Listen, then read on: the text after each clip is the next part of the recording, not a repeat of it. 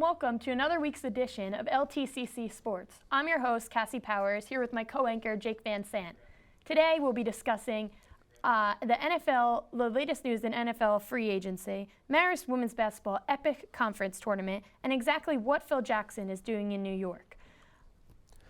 On to today's top story. While the Marist Red Foxes men's basketball team faced another unfortunate loss in the first round against Niagara, this weekend in the MAC tournament, the Lady Red Foxes made school history, winning their 9th straight MAC tournament, all under the success of Brian Georges.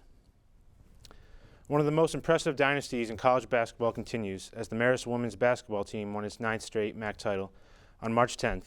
The Red Foxes defeated Quinnipiac 70-66 at the Mass Mutual Center in Springfield, Massachusetts. It was the 10th overall title for the program, and this one was perhaps the most exciting.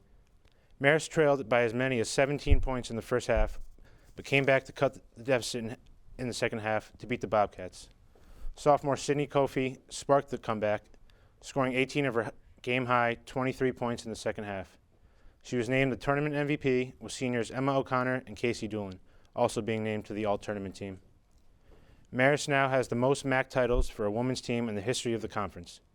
The Red Foxes have a 27-6 overall record, as they will now await their seeding in the NCAA tournament, which will be announced on March 16th. The Marist men's team was one and done in the MAC tournament, losing its opening round contest to Niagara 78-76 on March 6th. Like the women, the men made a valiant comeback, but came up just a bit short of the victory. The Red Foxes struggled offensively to start the game, going nearly 9 minutes without a field goal in the first half. Niagara led by 24 points at one point in the second half, but Marist would not go away quietly in this one, scoring 17 points in the final 4 minutes to make it a 2-point game. The Red Foxes had a chance to tie or win the game on the final possession, but Khalid Hart's three-pointer missed and Adam Kemp's hook shot missed as the buzzer sounded.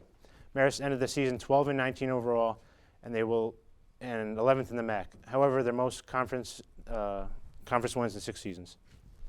While the men's team will head back to the drawing board and look forward to a new recruiting class for the 2015 season, the women's team will be watching for their selection next Monday to find out their tournament seed and a first-round opponent. The women will be looking to avoid another first-round out, as they were defeated by 5th-seeded Michigan State Spartans last season, 55-47. With the NCAA tournament starting in less than a week and Selection Sunday in just 3 days, college basketball fans get the appetizer of conference tournaments where any team is capable of punching a ticket to the big dance. It also offers teams the chance to make one final push for their tournament resumes who sit on that bubble of being the last 4 in or the last 4 out. Here are the latest tournament results. While some NCAA tournament tickets have already been punched, the major men's basketball conference championships will take place this weekend. Favorites will look to live up to preseason expectations, while bubble teams fight their tournament resumes. The SEC features the top-ranked team in the country, the Florida Gators, the winners of 23 games in a row. In its final regular season game, Florida defeated its top competition for the SEC, Kentucky, 84-65 in the new-look Big East. Villanova has emerged as the favorite. The Wildcats lost 2 games in the conference all season and are currently ranked 3rd in the AP poll. There are several teams that could grab the Big Ten championship. Michigan and Wisconsin split the regular season series and are 1st and 2nd in the conference respectively. Same goes for the ACC, where Virginia, Duke, Syracuse, and North Carolina are all contenders for the title. Kansas suffered a big loss in its quest to win the Big 12. The Jayhawks lost star center Joel Embiid to a back injury, and he will miss at least 2 weeks. Arizona, which was once ranked 1st in the country in the top seed in the Pac-12 tournament, the defending national champion. Louisville Cardinals are favored to win the brand-new American Conference. Of course, the only undefeated team in men's college basketball is headed to the NCAA's, Wichita State, which stands 34-0, beat Indiana State to win the Missouri Valley Conference on March 9th. Be sure to watch for the conference finales coming this Saturday and Sunday to see who can secure automatic bids to the Big Dance selection. Selection Sunday will determine the last teams in, officially starting the bracketology season for college basketball fans across the country. Thanks, Casey. When we come back from break, I'll update you on the latest and what's been a crazy first 2 days in the NFL free agency period and how Darrelle Revis has spurned his former team. Stay tuned.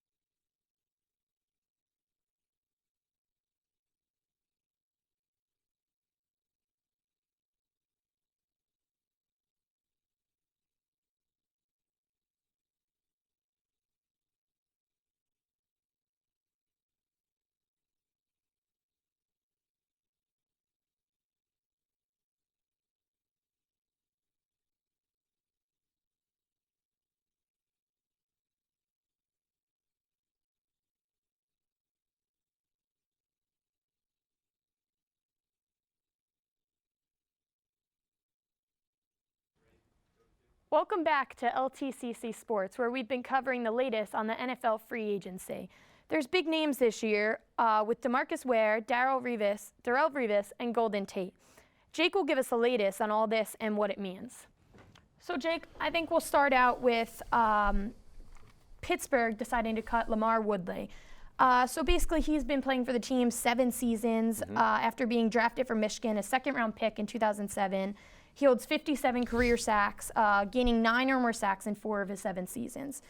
Although recent injuries have added to the decline of his sack production, there's just rumors that that's not the reason that he's being cut. It's because of salary cap issues. And Woodley was informed a week after they placed a transition tag on another outside linebacker, Jason Worlds. So basically, I just wanted to get a feel for what you think about this and if it was a good decision on Pittsburgh's part. Well, this one certainly hurts for Steelers fans as, LaMarr Woodley was certainly an integral part of some of their great defenses over the last decade. However, it's not a huge loss, mainly because of how great Jason Worlds played last year. He had 66 tackles, 8.5 sacks. And also, last year's draft, Steelers invested their first-round pick into another outside linebacker, Jarvis Jones, who was the Conference Player of the Year in the SEC, who is known for having the best defenses in the country. So while it may be a blow to the heart of Steelers fans, I think in the long run it's going to be a smart move in a business standpoint. Okay, so moving on, Darrelle Revis has signed a 1-year, $12 million deal with his former rival, New England Patriots. What are your thoughts, especially since Aqib Talib has left for Denver? Well, this is a blow to the gut for Jets fans. Many of them were hoping to reunite with their top corner who they lost a year ago. And it really hurts that he is going to their rival. The Pats have to be thrilled because he was once looked upon as the best cornerback in the league. Maybe now you can say Richard Sherman has surpassed him for that, especially after his ACL surgery. But however, he still had a good season last year. He made the Pro Bowl, and I think most Pats fans, from what I've talked to, are extremely happy with the deal, especially losing Aqib Talib. Well, on the topic of Talib, he and All-Pro DeMarcus Ware have joined the reigning AFC champion Denver Broncos. How do you feel about these moves made by the Broncos and why? I was actually really surprised to see how quickly they signed these guys for some big money. They were great moves to bolster the defense. We saw in the Super Bowl how Seattle was able to exploit their defense. On top of that, they also signed T.J. Ward, probably the second highly sought-after safety in the league, comes from Cleveland. All three of them are pretty big hitters. Talib's a great cover corner after they've lost their top two corners in this offseason, Champ Bailey and Dominique Rogers-Cromartie. While all three are pretty injury prone, they're still, when healthy, at the top of their position at elite levels. So I think it's three great signings by Denver. All right, we're going to stay on the defensive side of the ball and talk about the Cleveland Browns. They made two big splashes. They added Cardinals linebacker Carlos Dansby and Niners safety Dante Whitner. You got to feel like these guys are going to help out the defense on this team, right? Oh, certainly, especially in that tough AFC North. It's one of the few divisions in the league that still focuses on the ground and pound run game when you see a lot of other divisions and other teams going to more spread air attack. Whitner adds a lot of spunk. He's a very hard hitter. Last year he wanted to change his last name to Hittner. They also put him in the secondary with Joe Hayden, one of the most shutdown corners in the league. And on top of that, Carlos Dansby was a defensive captain and a leader in Miami and in Arizona. So both of them give some depth and some star power to the team. It helps create some excitement for Cleveland. You know, this past offseason they had some controversy with their front office and just about a decade of just abysmal football. So it helps to bring some excitement back to Cleveland and get some fans back in the seats. Yeah, well, definitely. There were also suspicions, though, that wide receiver Eric Decker was going to sign with Cleveland. But although we found out late last night that he signed with the Jets, what are your thoughts about that? That one we're going to have to wait and see on. You know, a lot of the criticism on him is that, you know, Peyton Manning can make an okay receiver a great receiver. So he was the third or fourth leading receiver on that team. The Jets gave him number one receiver money, so you know hopefully it's going to pay out for them. They had to do something losing Santonio Holmes, and you know they didn't have much in the rest of their receiving corps to help out second-year quarterback Geno Smith. So while I'm a little skeptical about it, we're going to have to just wait and see on this season, but they needed to do something, and that's what they did. Okay. So the Seahawks suffered a loss on the offense with Golden Tate leaving to go play for the Detroit Lions. What was the thought process behind this move for Tate? Well, I was surprised to actually see him leave Seattle and to see the Seattle let him go. You know, they're pretty content with Percy Harvin coming back from injury. That would be what I guess is the reason they let him go. Detroit gave him a good amount of money. But I think it's just what Detroit needs. A great signing for them. They're a very pass-happy offense, one of the top three teams in the league as far as pass attempts. It will take the pressure off of Megatron, which is Calvin Johnson, arguably the best receiver in the league. Golden Tate's a tough, gritty receiver who has deceptive speed, great hands, and I think he'll be perfect for the slot position in Detroit. Okay. And the Saints have added Buffalo Bills safety Jairus Byrd, who has developed into one of the biggest forces in the NFL secondary. What does this mean for the Saints and especially their opponents in their division? I think it's a great signing by Rob Ryan to help out his defense, perhaps maybe the best so far. He was the most highly sought-after safety in the league. Being up in Buffalo, he doesn't get much publicity. So, but he is also a very hard hitter. You know, the thing about the Saints is they can score, but can they stop teams on defense? And signing Bird will definitely help. Yeah. So finally, who are the winners and losers so far in this young period of the free agency? I'd have to go back right to Denver and Cleveland. They really bolstered their defense, and you know, big names they brought in, going to add some excitement. As far as losers, not huge losers, but you know, the Cowboys lost to Marcus Ware. They can't really do much because they were $30 million over the cap going into the free agent period. So just the fact that they won't be able to do much, I would consider them a loser. And on top of that, the Raiders, because they have by far the most money and have yet to do anything other than signing a few mid-level offensive linemen. They gave them a lot of money. So it looks like they'll look to the draft to add some skill positions to their team. Okay, so thanks for all that insight, Jake. It's been a wild free agency so far, and there's no denying that. When we get back from break, we're going to talk about Wichita State and the Creighton Phenom Doug McDermott, so don't go away.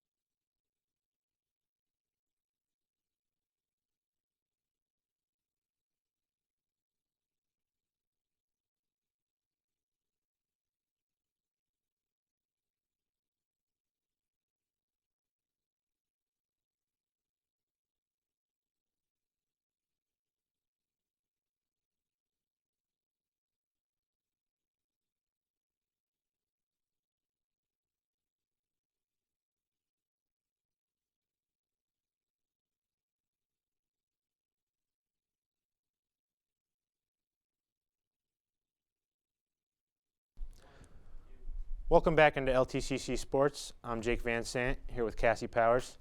We're gonna now jump back into the crazy world of college basketball.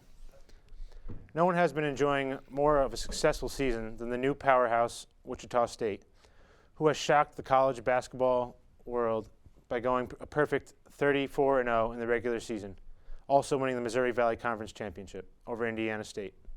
Mike Scridato has more on the Shockers. This is going to be one of the biggest celebrations back in Wichita that we've had in a long time.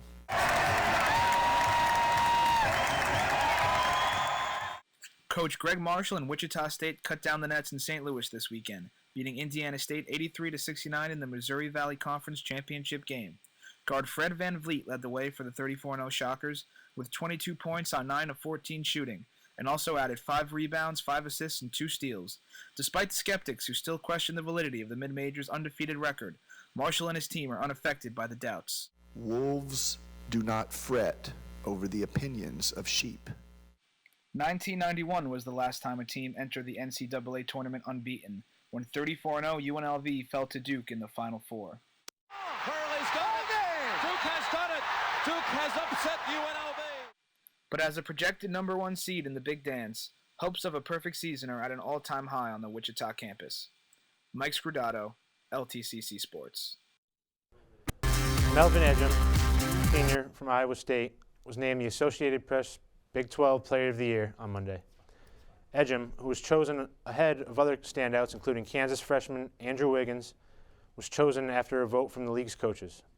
He averaged 18.2 points a game and 8.6 rebounds, and is the only player in the Big 12 to be in the top 10 for both of these categories. Ejim's best moment of the season was the performance against TCU, where he scored 48 points and broke the Big 12 single-season record. The 15 finalists for the 2014 John Wooden Award recognizing the top player in men's college basketball were announced last weekend, and the winner will be announced on April 4th in accordance with the Final Four in Arlington, Texas.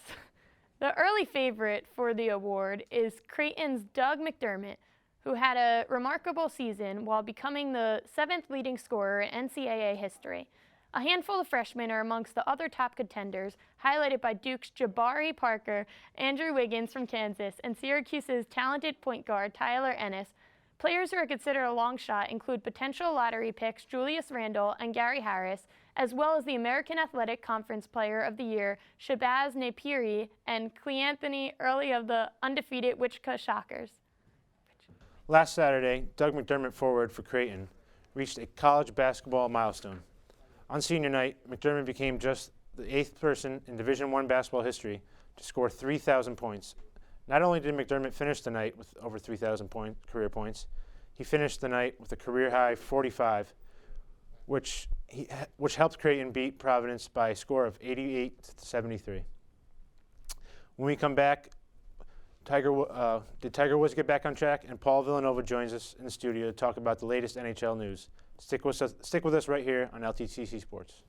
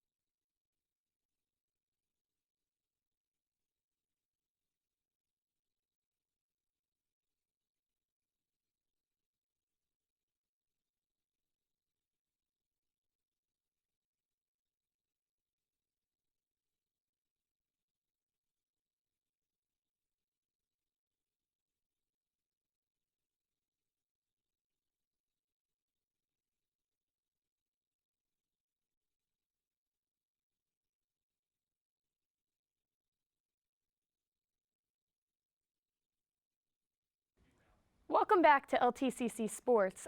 Coming up now, we have the latest on Tiger Woods and his results this weekend. Another week and another back issue for Tiger Woods. The World Golf Championship Cadillac Championship was held over the weekend at the Blue Monster Trump National Doral, and although Tiger Woods was favored to win, as he won the event last year, he was once again plagued by back problems. Unlike the Honda Classic of the previous week, in which he pulled out with 5 holes left in his final round, Woods finished the event after shooting a 6 under in the third round and being 1 under overall. Woods was sitting near the top of the leaderboard. However, after the front 9, he was in noticeable pain. He could be seen grimacing and struggled to pick up his golf ball. Woods finished the round at 6 over and tied for 25th with a score of 5 over. Patrick Reed finished his first shooting 1 round over with a score of 4 under, with Bubba Watson and Jamie Donaldson tied for second, 1 stroke behind. The New York Rangers defeat the Detroit Red Wings Sunday afternoon with a 3-0 victory. Henrik Lundqvist, the Rangers' franchise goalie, made 30 saves and recorded his 300th career regular season win. Lundqvist was quoted saying that he also said, "I started thinking about it after 2 periods. Why not go for a donut and 300 wins? It was a good challenge for me." And now moving on, we're going to bring in analyst Paul Villanova to discuss the recent NHL trade deadline. So Paul, how are you doing today? I'm good. How are you? Good, thank you. So we'll stay in New York as the Rangers made one of the biggest moves last week. What are your thoughts on that? Well, we'll start with the Tampa Bay Lightning on the other side of the deal. Their team looking to rebuild their franchise after a couple of subpar seasons. So they traded captain Martin St. Louis to the Rangers in exchange for their captain, Ryan Callahan, a conditional second-round pick in 2014 and a first-round pick in 2015. Tampa Bay is a team that's looking to surround their star player, Steven Stamkos, with a lot of young talent. And Callahan brings that along with a gritty play style, and it's something that Tampa Bay doesn't have. So along with the picks, it was a good move for GM Steve Yzerman. On the other side with the Rangers, they bolster their offense with the most consistent player in the NHL and last year's Lady Byng and Art Ross winner. For a team that's solid in every aspect except for goal production, this was a smart move, and now they have room to re-sign key free agents in the coming years as they're not held down by a long-term contract. Okay, so were there any trades that maybe not many people may have liked, but maybe you would have thought was a smart move? To tell you the truth, I don't know why anyone doesn't like this trade, because the Edmonton Oilers made a great trade this trade deadline. They traded forward Alesh Hemsky to the Ottawa Senators, Ilya Bryzgalov, their goalie, to the Minnesota Wild, and they used a couple of picks that they received in compensation in order to acquire Victor Fast from the Anaheim Ducks. Hemsky was simply being paid way too much money, $5 million to be exact, to be that deep in the roster. And he's a free agent in July, so it was a smart move trading him while they could still acquire something. Bryzgalov may make a good backup goalie, but Fast is younger and he's better. And although he's had some trouble of late, he's 1-0 as an Oiler right now. And in a matter of months, Edmonton has managed to turn one of their weaker points into a strong point, as they also acquired goalie Ben Scrivens, who's their current starter, earlier from the Kings. Okay, so to wrap it all up, what do you think was the best trade of the deadline? Well, the best trade was the Montreal Canadiens. They acquired Thomas Vanek, forward from the New York Islanders, for a mere prospect and a conditional second-round draft pick that may drop to a third if they don't make the playoffs. Okay, well, thanks, Paul. When we return, we'll cover the latest on Phil Jackson in the Big Apple and what one lawmaker tweeted that offended the NBA. Stay tuned.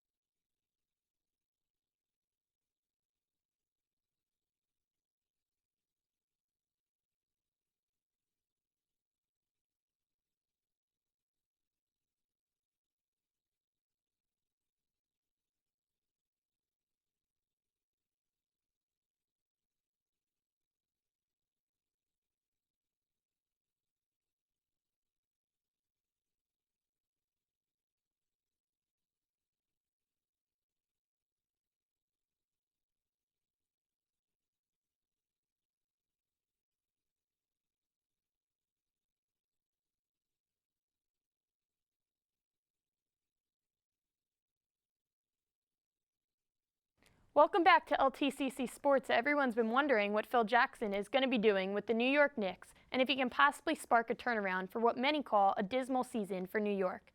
As of now, there's nothing confirmed about Phil Jackson joining the New York Knicks front office. However, early Wednesday morning, a league source confirmed that Jackson and the Knicks reached an agreement in principle. The Knicks have been in shambles the past decade, and owner James Dolan is receiving much of the blame for the failures. Rumor has it that Phil Jackson wants full control over all basketball operations. Jackson is one of the most qualified personnel to bring in, having won 2 NBA championships with the Knicks and 11 rings as a coach. If this deal is finalized, Jackson will have one huge mess to try and clean up. Minnesota lawmaker recently tweeted an offensive remark regarding the NBA and its crime rate. The tweet read, "Let's be honest, 70% of the teams in the NBA could fold tomorrow. Nobody would notice a difference, with a possible exception of the release of the exception of the in crime rate." An uproar of tweets among players and fans and the lawmakers later apologized for his racist tweet, saying he's holding himself accountable for his remarks. That'll be all for us here at LTCC Sports. Thanks for tuning in. I'm Jake Van Sant for Cassie Powers. Thank you. Have a good one.